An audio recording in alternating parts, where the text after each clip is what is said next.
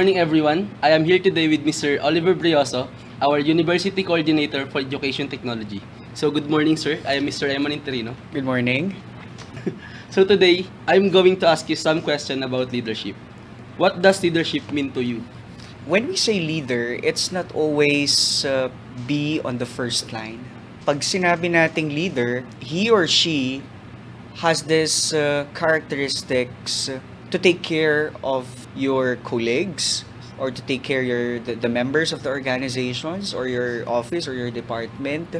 He or she is someone who can be a team player, who can be not a boss, but instead a leader.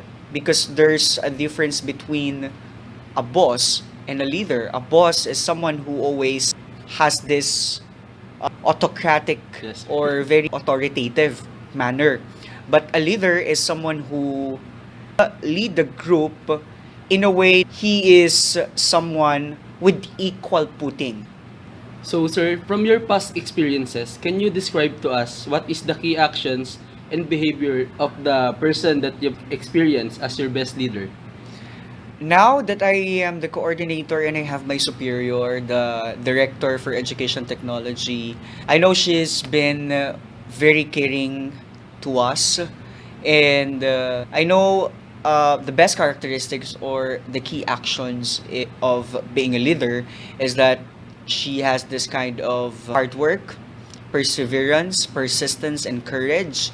And most of all, the love for his or for her group. So I guess there are lots of characteristics, no? But I think the rapport and the love that she's giving us, I think that's the best leader for me. What do you think, sir? Are leaders born or they are made? They're made, of course. There's no there's no leader na pinanganak. A leader, they are made. Because a leader, I think, is molded by his or her experiences. And it is true, it's cliche to say experience is the best teacher, but it's true. I firmly believe in that because I myself, I am very shy when I was young, and because I had the opportunity to, to exercise and practice my speaking skills and overcoming my stage fright when I had my yung mga contest or oratorical contest, and I've been a student leader way back in high school and in college, and even a student leader in Rizal area. It's called a Federation of Rizal Student Organization. So I think experience, leaders are made. For you, sir, what is a role model? When we say a role model, he or she is someone, yung nilulook up to natin. May nakikita tayong mga characteristics na gusto nating i-imitate. No. Let's say the word emulate instead of imitate. Because emulate is something that you can get or extract from that person and then gusto mong gayahin because you admire him or her. And that's okay. That's okay. It's still you. It's on how you actually present yourself. It's not imitating after all. Yes. It's getting the best version of that person and putting those characteristics into yours. Self. Who are your role models Okay. and what is their characteristic? Okay, there are for me there's no perfect role model, but it's so cliche when I say it's my mother. My mother has characteristics that I adore, that I admire because she's so very persistent. The courage is there.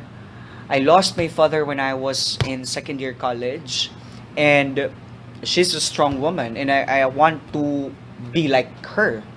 So a strong man who is independent, who can overcome trials in life, something like that. But of course, there are lots of role models na ina-admire ko. I had my teachers when I was in college. There are even my friends who I admire. I think it's all over the place. It's role model is there, so I think everyone can be a role model, and you also can be a role model because you have characteristics that you have that I don't have. So everyone can be a role model. What can leaders do to help others in the organization to see the future? To see the future, I think a leader should have his or her vision, and that vision is not only in the organization but vision, of course, carrying all the members of the group. Oh, it's not about like solely on the organization but the welfare of the group. He or she has to have vision. What are some of the actions you take to create a climate for change and encourage risk-taking? Can you be specific about this, sir? Oh, okay. I think a leader has to support everyone. Sige, specific tayo. For example, my boss is really, I know, I don't want to make use of the word boss Boss. because she's a leader. Yes, sir. She's very supportive. So, wherever I go, like, for example, presenting my paper, she's so very supportive. And she gives some tips, she gives some, advices or advice. So, that's a leader for me. Hinihila ka. Hinihila ka pataas, pinupush ka on your best version, sinusuportahan ka sa lahat ng gusto mong gawin. That's a good leader. That's the best leader for me. Do you think, sir, should leaders let their constituent fails? I think there's no perfect. So, walang perfect sa isang organization. Failure is inevitable in all circumstances. There are successes, that's good, but you don't achieve success if there's no failure. Because kung walang failure, hindi mo makikita kung saan kayo nagkakamali. Yes. And that's fine. Because yung failure na yon, you have this, what we call corrective actions. A leader must guide our whole organization to reconstruct those unfolding distractions. Something like that. So, I think that's it. Failure, kasama siya sa isang organization because failure at the end of the day becomes success. How can leaders create a climate of trust and facilitate relationships among people in a work team? A leader should create an atmosphere, a vigorous atmosphere, harmonious relationship with each other by, having this what we call rapport. And, yung human capital, you invest yourself to someone because at the end of the day, they will invest back onto you. So, if nakapag-invest ka sa isang tao ng mabuti, parang golden rule lang eh. Yes, sir. Pagka nakapag-invest ka ng maganda sa tao, there will come a time, minsan nga unexpected, na ibabalik sa'yo yung kabutihan. What are 3 things that can be done to improve in each leadership practice? What are 3 things that you can do to continue learning to be a better leader? To continue learning, you should not be susceptible to circumstances, or you should be open in all circumstances. I mean, kailangan mong maging open. You have to have open mind to see all the possibilities, to see all the learnings na pwede mong matutunan. And then, every day is a learning process. So, if there's an opportunity, like for example, trainings or conferences, you get a chance to present your paper, you get a chance to, to talk to people. That's the best avenue to learn. And I think in everyday living naman, we learn. Maging open lang tayo. Maging open lang sa lahat ng pwede nating magawa. Hindi tayo mag-stop ng learning kasi everyday nagle-learn tayo. Natututo tayo. And for a simple conversation like this, for a simple conversation like this, I get to learn something, and I hope you learn something Yes, also. of course, sir. 'Di ba? So, ganun lang 'yun eh. Can you tell me about a time you struggled with work-life balance.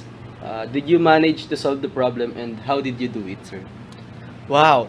I think na-experience ko siya ngayon kasi I'm having my PhD. Yes, sinasabi nila sobrang bata ako raw at the age of 25. I'm doing my PhD, but it's not in the age. Yes, It's sir. not in the age. It's how you look your future. It's your strategy, 'di ba? So, hindi siya pinush lang. Hindi ako pinush, but it's my decision to take up PhD. Yun nga, because of my PhD, I had to, to give my whole time of a Saturday, which instead dapat uuwi na ako sa province, and then to see my family, of course, to have banding with them. Pero, ayun, medyo mahirap yung work and then sinasabay mo sa pag-aaral. But of course, please, mind everyone na hindi kailangan work. Kasi kung work ka, baka stiff neck ka na. 'Di ba? It should be a balance of work and life. Life na kakausapin mo yung mga tao sa paligid mo. I mean, to have fun. Because life is short, life is counted. So, hindi mo kailangan ibuhos lahat. But be serious about what you're doing. Kasi ikaw yun kung ano yung kakalabasan. But of course, you need to rest. You need to rest. Kasi in the first place, health is wealth. Yes. Okay? Yes. How do you monitor the performance of individual team members? In what specific ways do you motivate your team? Okay. How do I motivate my team? By being a friend. Kasi if like for example, kahit hindi naman sa material kahit hindi sa material mo sila na motivate, kahit sa konting advice na mabuboost yung confidence nila, magkakaroon ka ng rapport, ma-feel nila na they are being loved and they are being supported. I think that's the best motivation. It's not all about rewards pero tama din na may rewards, but it's not all about rewards o material things na ibibigay mo sa kanila. Kasi yung things na yon pwedeng ma-consume, mawala. But the advices and the feeling of being loved and being supported is there always, and then nasa isip na nila yon lagi.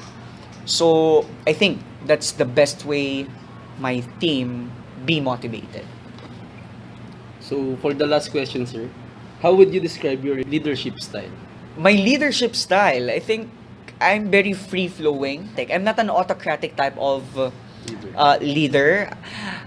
It never crossed my mind to be a bureaucratic type of leader. And if they all have freedom, because I know I have the best team. I know they can do whatever task I give them. I know they can, carry out the operation smooth even without me, because I have trust on them. That's the big word, trust. You need to put your trust on them that they are actually, they can. They can. So, thank you for your wonderful and brilliant answer for our question, Mr. Brion. Talaga ba? Thank Thank you, you. Thank you also. Thank you for inviting me for the interview. Thank you. Thank you for the group. Thank you.